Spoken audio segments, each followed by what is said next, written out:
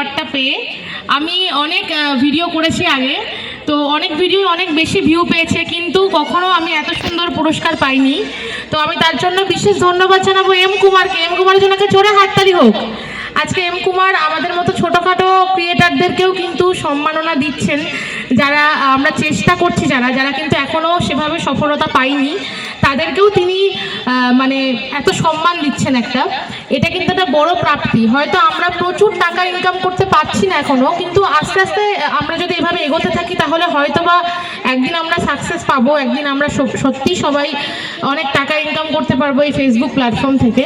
তো আমরা যারা কাজ করছি, চেষ্টা করছি, প্রতিনিয়ত আমরা লড়াই করছি, ফেসবুকের পেছনে আমরা সময় ঢালছি, আমরা আমাদের মূল্যবান অর্থ বিনিয়োগ করছি। অনেকেই খুব সুন্দর করে শ্যুট করে আমরা ভিডিওটা করছি, তার পেছনে অর্থ যাচ্ছে।